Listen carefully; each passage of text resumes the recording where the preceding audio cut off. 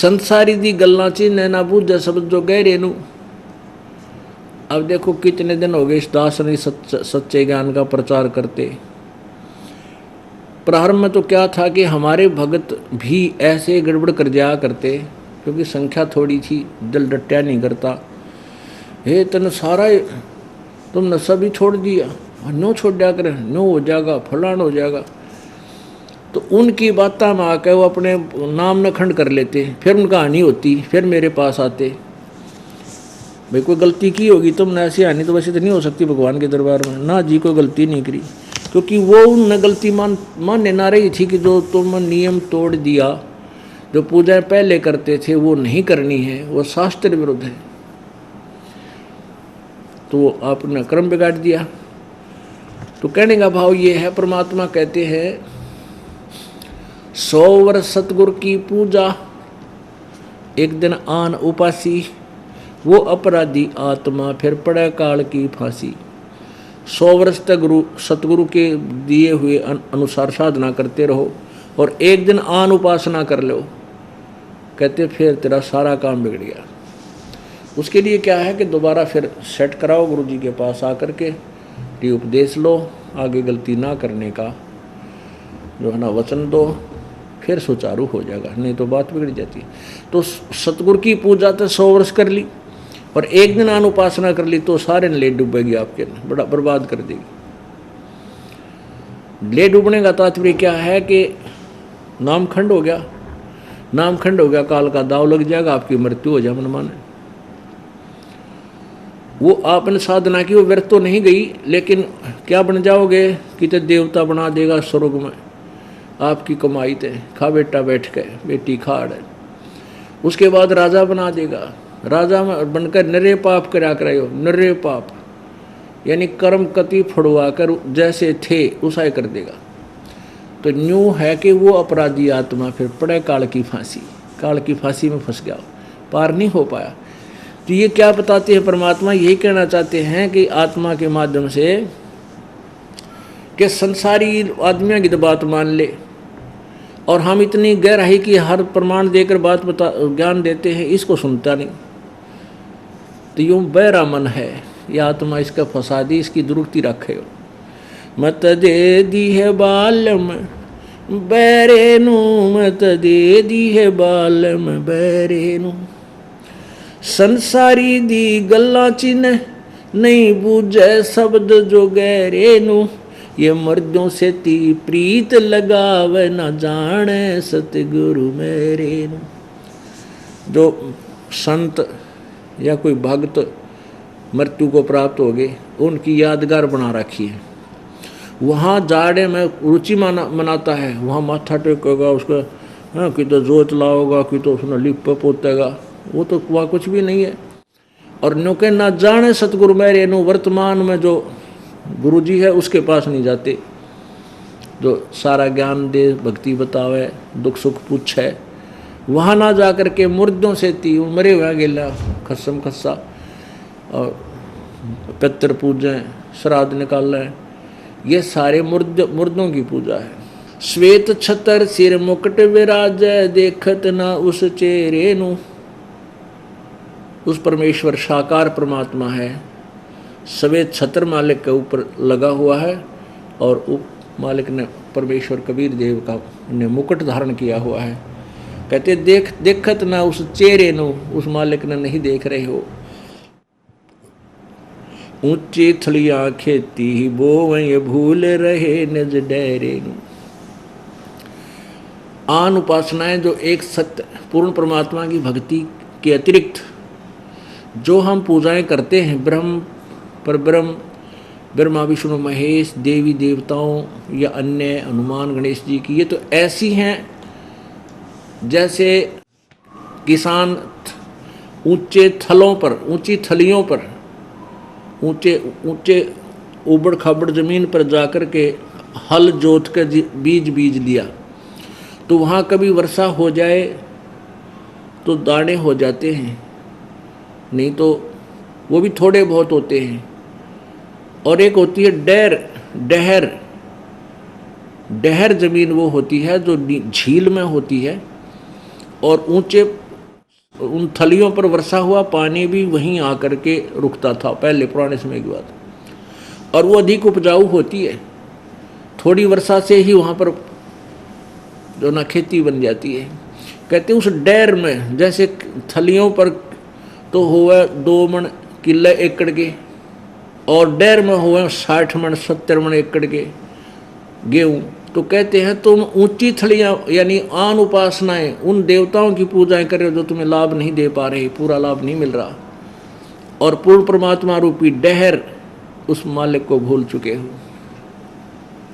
ऊंची थलियाँ खेती बोवै भूल गए निज डहरे नु, श्वेत छतर सिर मुकुट विराजै देखत ना उस चेहरे नु, ये संसार समझदा नाही कहंदा श्याम दोपहरे नु, गरीबदास ये वक्त जात है रोवोगे इस पैरे नु,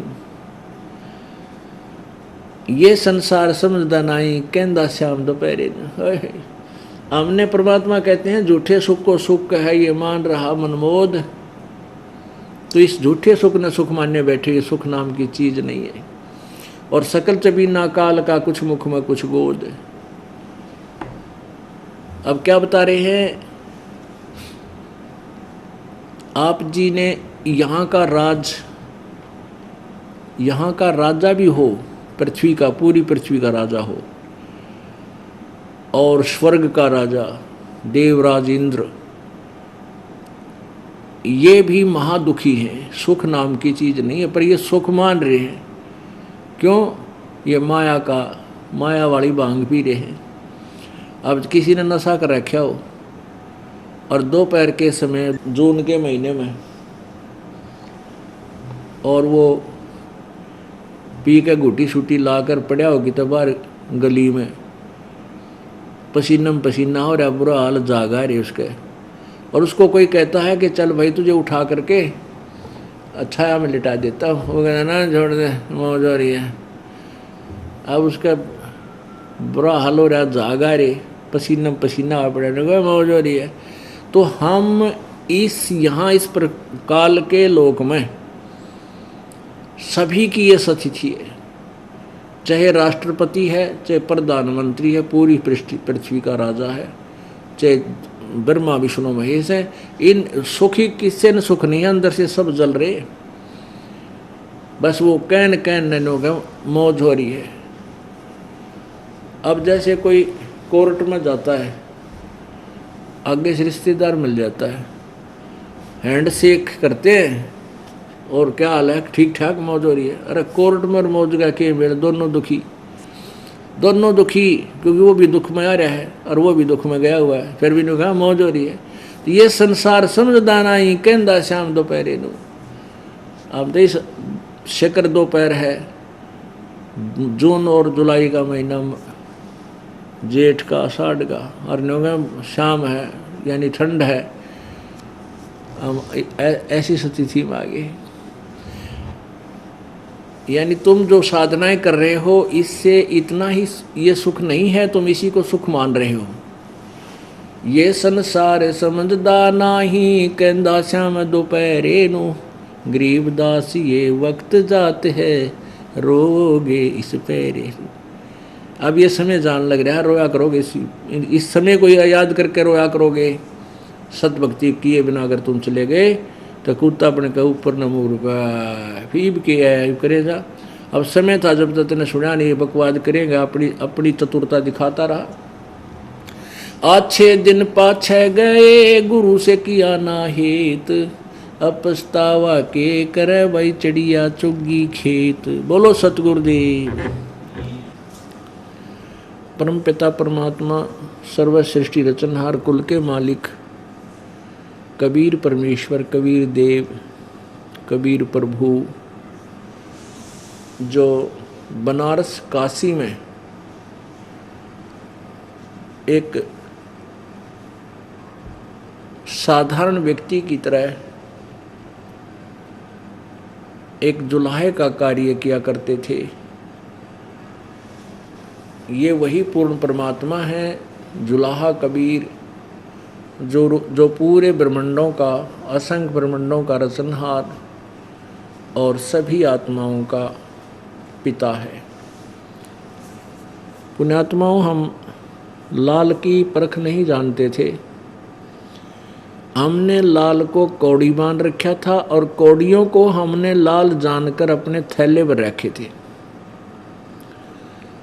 अब हम लाल की परख करने योग्य हो गए तो हमें पता लगा कि जिसको हम कौड़ी मानते थे और उसको कूड़े के ढेर में पटक रखा था, उस लाल को, ये तो लाल है। और जिन कौड़ियों को हम कीमती बहुमूल्य जान करके और उनको सुरक्षित रखे हुए थे, उनका पता चल गया कि ये तो कौड़ी थी, ये बहुमूल्य नहीं थी जितना बहुमूल्य हम इनको मान करके संग्रह किए हुए थे। कहने का तात्पर्य है कि जिनको हम भगवान मानते थे, सृजनहार मानते थे, सर्व सुखदाई मानते थे, कष्टहरण मानते थे, कष्टहर्ता मानते थे, वो न तो सुखदाई थे न ही वो कष्ट हरण करने वाले थे। वो भगवान तो न तो हमारे संस्कार में कोई परिवर्तन कर सकते थे, न हमारे को कोई घटा सकते थे, न बढ़ा सकते थे किसी पुण्य और पाप को। वो ज्यों का त्यों फल देते थे, जैसा कर्म करोगे वैसा ही फल मिलेगा, ऐसा विधान था उनका और है। और इसी को पर आरूढ़ थे सभी कि जैसा कर्म करेगा वैसा फल देगा भगवान। बस यहीं तक सीमा थी हमारे ज्ञान की। अब हमें पता चला कि एक परमात्मा, जो परमात्मा है वास्तव में, जो सर्व सुखदाई है, सर्व कष्ट हरण करने वाला है, कुल का मालिक है, जो हमारा वास्तव में पिता है, वो परमात्मा इन भगवानों से, इन प्रभुओं से अन्य है। उसका ही हमें पता लग गया कि वो कौन है। वो कबीर है। वो कबीर है। हम अपनी मातृभाषा में उसको कबीर देव बोल देते हैं, कबीर साहब, कबीर परमेश्वर, और वेदों में उसे कबीर देव कहा है, कबीर देव। और कुरान शरीफ के अंदर उनको अल्लाहु अकबर, अल्लाहु अकबर माने अल्लाह कबीर। और वो अल्लाहु अकबर का अर्थ क्या करते हैं? बड़ा भगवान। अल्लाह माने भगवान, अकबरू माने बड़ा, कबीर माने वो बड़ा अर्थ करते हैं कबीर।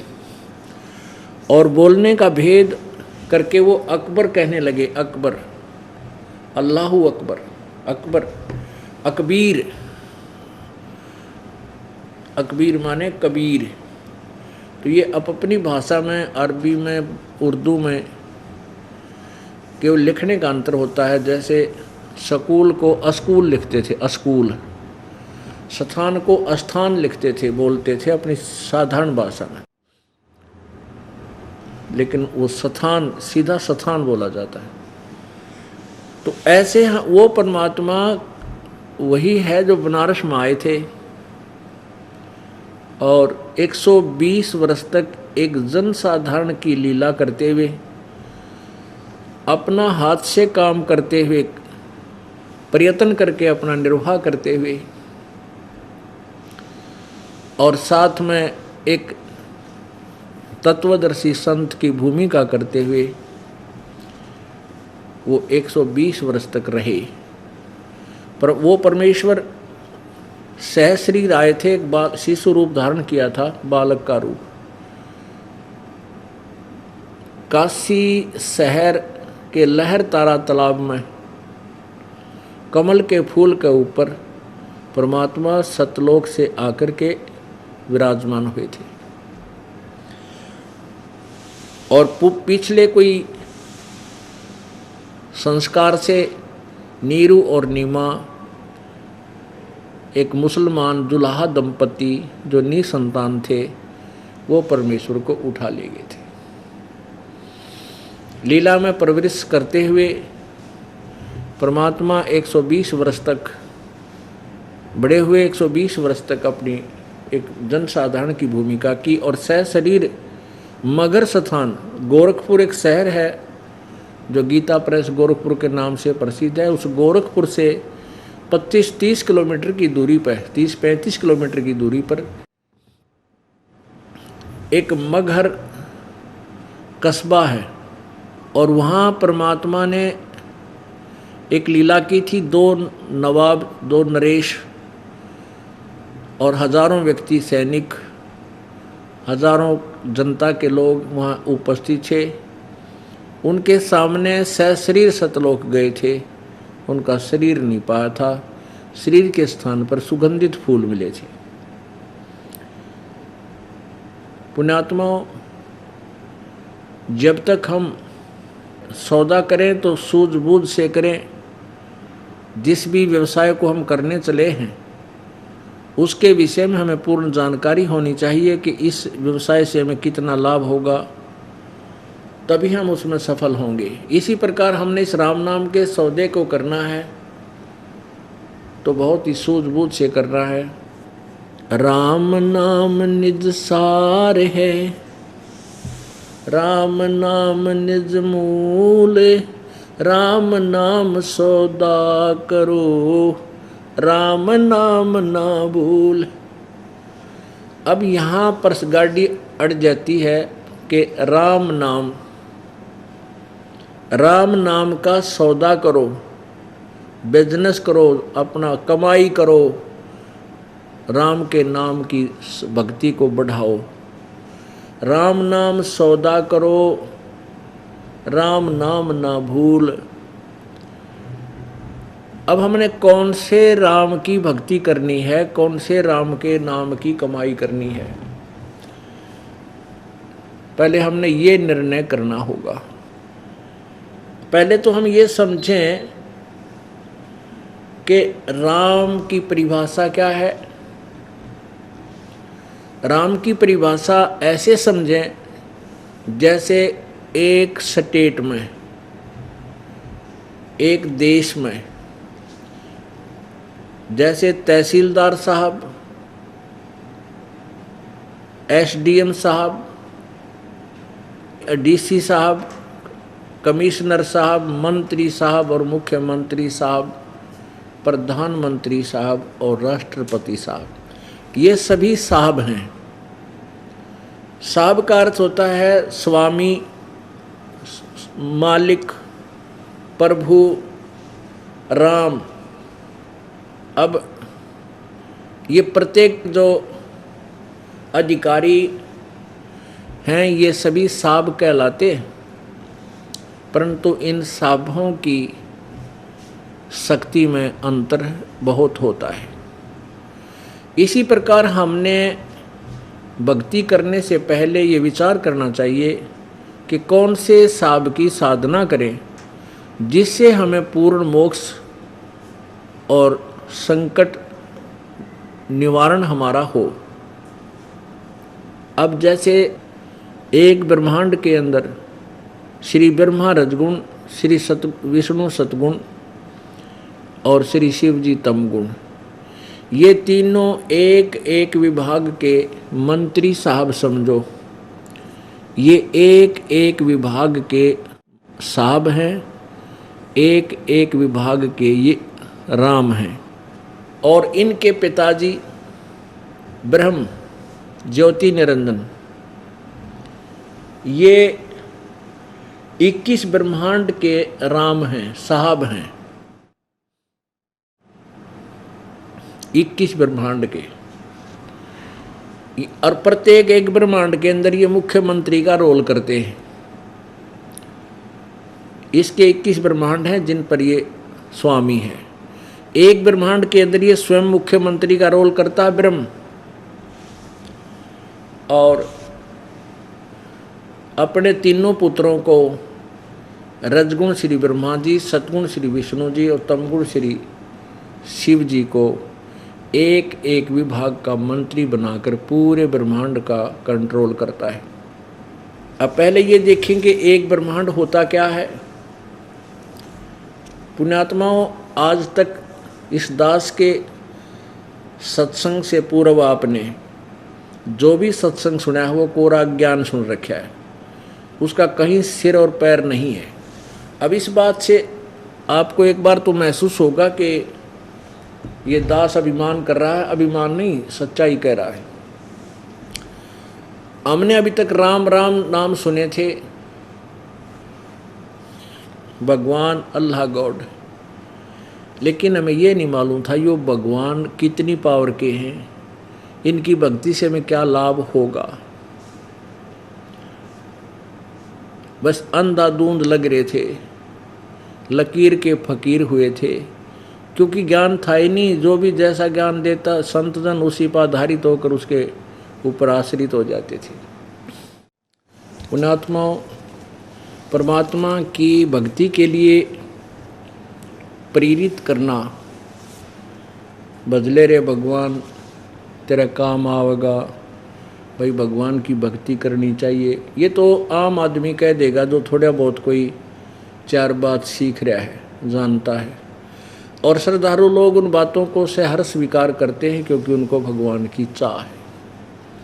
तो ये दास भी आपको प्रतिदिन नई नई कथाएं सुना करके टाइम पास कर सकता है। दास चाहता है कि आपको लाल और लालड़ी की परख करना सिखा दूं। लाल और लालड़ी की जब तक हम परख कर नहीं सीखेंगे तब तक हम सौदागर नहीं हो सकते। एक नगर में दो भाई थे सेठ, उससे छोटे की मृत्यु होगी, उसके दो पुत्र थे, वो छोटी आयु के थे, कोई 15 वर्ष का, कोई 16 वर्ष का, 17 वर्ष का। तो उस छोटे भाई की जो पत्नी थी उसने अपने पुत्रों से कहा, जब दाह क्रिया संस्कार से फारिग हो लिए, क्रिया क्रियाओं से, अपने पुत्रों से कहा कि बेटा तुम अभी बालक हो, बिजनेस व्यवसाय के बारे में तुम कुछ नहीं जानते, आप अपने ताऊ जी के साथ, ताऊ जी कहते हैं पिता के बड़े भाई को, क्योंकि आजकल तो अंकल कहने लगे, छोटा हो चाहे बड़ा, लेकिन जो ताऊ उसी को बोलते हैं जो पिता का बड़ा भाई, उसको ताऊ बोलते हैं हमारे यहाँ देसी भाषा में। उनकी माँ ने कहा अपने ताऊ जी के साथ मिलकर कुछ दिन जो है सौदा इकट्ठा कर लो, उनके साथ मिलकर बिजनेस कर लो, तुम्हें अभी ज्ञान नहीं है, और ऐसा करो, पैसे तो मेरे पास है नहीं। माँ ने कहा बच्चों से आप ये लाल ले जाओ, लाल।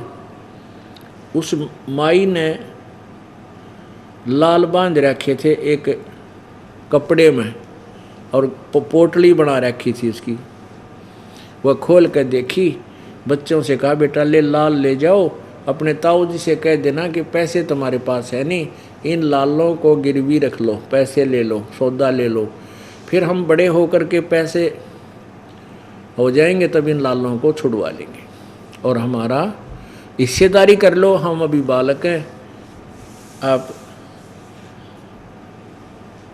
हमारा भी गुजारा हो जाएगा, आपके साथ निर्वाह हो जाएगा।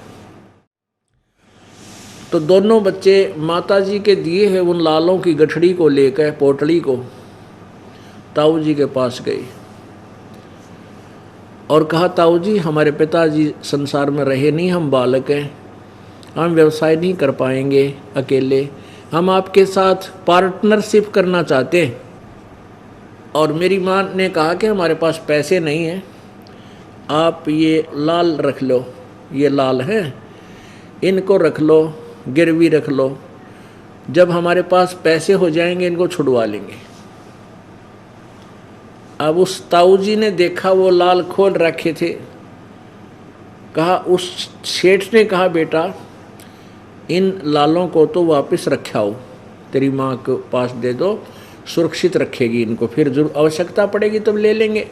मेरा व्यवसाय उधार में बहुत चलता है, बहुत उधार मिल जाता है दूसरे शहरों में, अभी उधार ले आते हैं, फिर आवश्यकता पड़ेगी तब इन लालों को तेरी माँ से हम ले लेंगे, और अभी कोई आवश्यकता नहीं, और आप मेरे साथ हिस्सेदारी कर लो।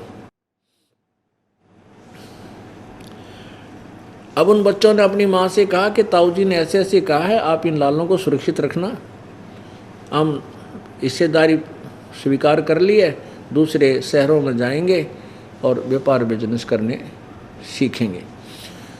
तो वो बच्चे, दोनों बच्चे और वो ताऊ जी सेठ दूसरे शहर में चले गए कुछ सामान खरीदने के लिए।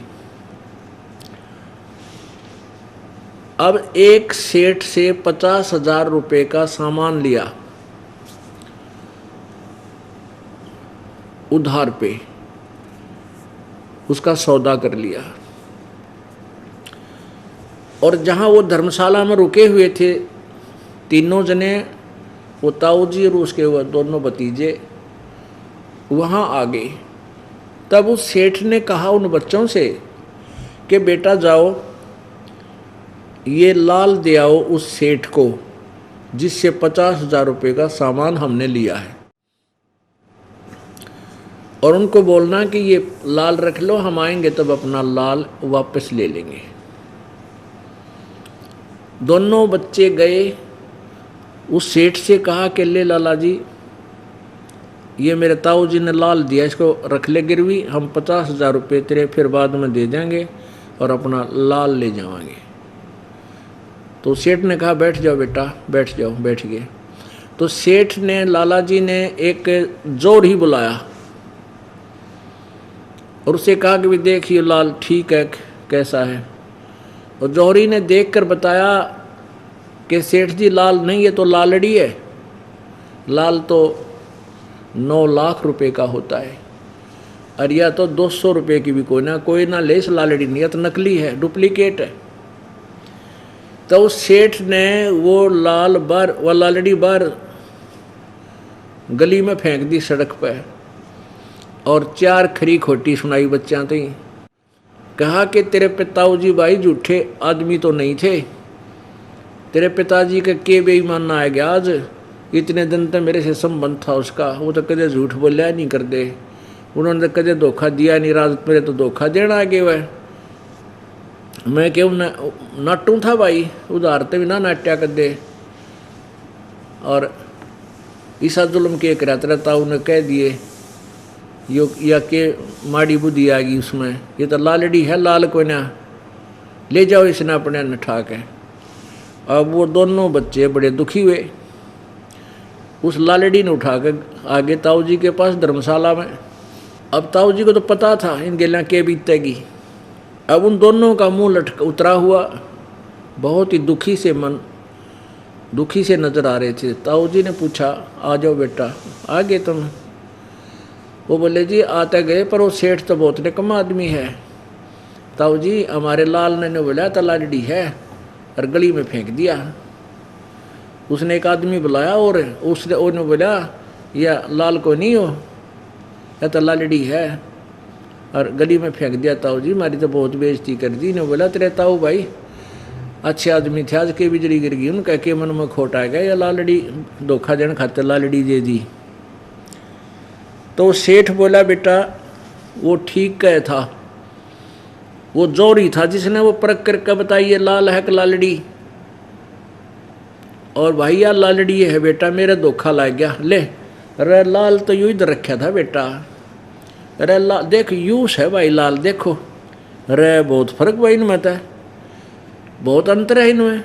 तो उन बच्चा ने भी देखा वो लाल, तो ताऊ जी ने दूसरी साइड से निकाल के दिया, और फिर बोला कि जाओ दे क्या उसको, और कह देना मेरा ताऊ जी धोखेबाज नहीं है, धोखा लग गया था, गलती से लालड़ी आ गई।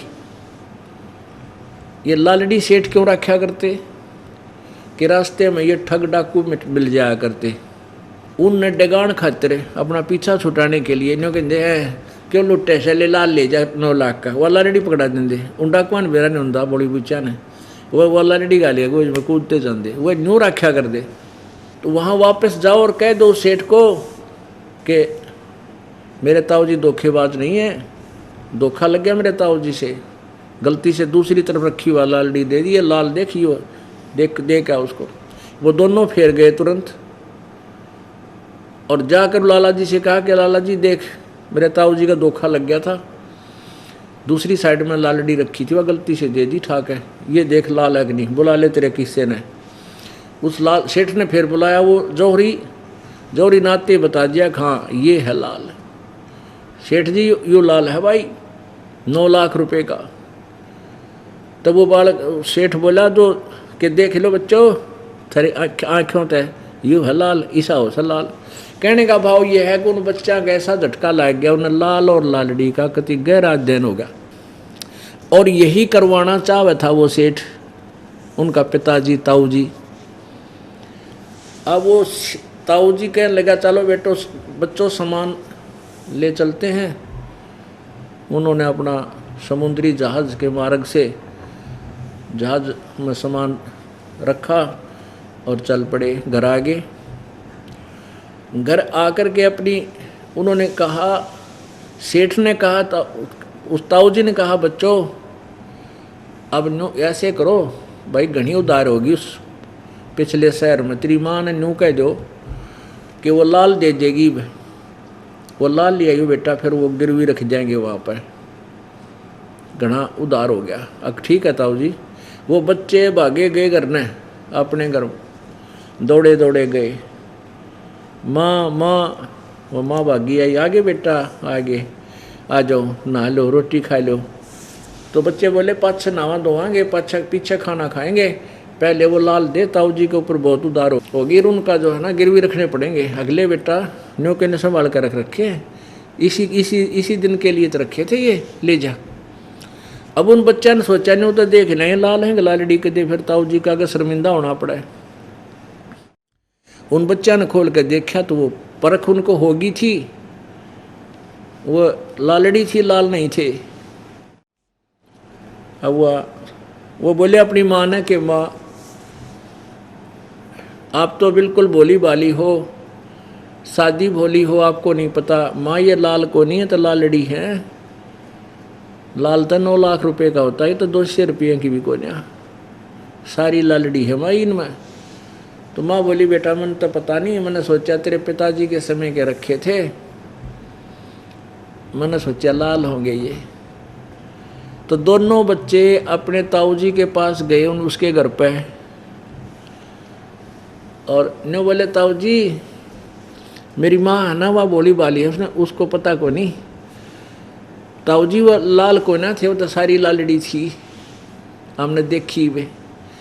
तो ताऊ जी बोला बेटा ये उस दिन भी लालड़ी थी जब तुम मेरे पास लेकर आए थे कि रख लो और फिर छुड़वा लेंगे। यदि मैं कह देता ना अपने मुंह ते, अपने मुख से बोल देता कि ये लाल को ना लालड़ी है, तेरी माँ भी मुंह चढ़ाओ और तुम भी काली मानो, न्यों कहो तेरी माँ मेरा पति ना हो रहा संसार में, इसलिए हमारी लालों को भी लालड़ी बताओ आज यू देखिए। और बेटा मैंने तुम्हें इतना तैयार कर दिया कि तुम स्वयं परख कर लोगे अपने लाल और लालड़ी को, तो मेरे ऊपर वजन ना आओगा, मैं बूढ़ा ना बनूंगा, इसलिए तुम्हें मैं वैसे ले गया था और तुम्हें पारखू बना लिया। अब तुम नापा पटक दिए ठाक वह लाल को ना लालड़ी है, नहीं तो सुरक्षित रख रहे थे, सो चिंता कर रहे थे कदे कोई काट ले जाए। तो पुण्यात्माओं ये दास आपको ये सदग्रंथ और ये तत्व ज्ञान आपके हृदय में इस तरह दचा देगा कि लाल और लालड़ी की परख करना आप स्वयं सीख जाओगे। और अपनी अपनी साधनाएं जो आप करते थे, जिनको गठड़ी बांधे बैठे थे, उन आप पर पटक दोगे ठाक है। तो जब तक हम पारखू नहीं होंगे तो हम उसको सत्य और असत्य को कैसे निर्णय करेंगे। जब तक हम इन अपना मानव समाज समझ शिक्षित नहीं था, इसलिए 3 नकली ऋषि में ऋषियों और गुरुओं ने हमारे अंडोला बना रखा था। कोई कुछ कह दे भगवान के बारे में, कोई कुछ कह दे, हमने वो ही मानना पड़ा।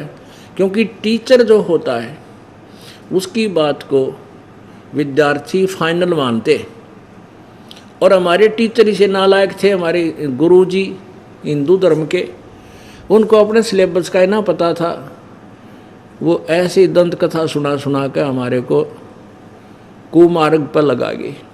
अब उस कुमार्ग के ऊपर चलते चलते हमने बहुत दिन हो गए, उससे वापस होते हुए बड़ा डर सा लगा है, बड़ी समस्या आती है कि इतने दिन हो गए साधना करते हैं, अब क्या होगा। लेकिन जब हम कुमार्ग पर जा रहे हैं, अपने घर के विपरीत दिशा में जा रहे हैं, तो उसको तुरंत त्यागना ही पड़ेगा, तभी हम सौ घर पहुँचेंगे। अपने घर तभी आएंगे जब हम उस कुमार्ग को त्याग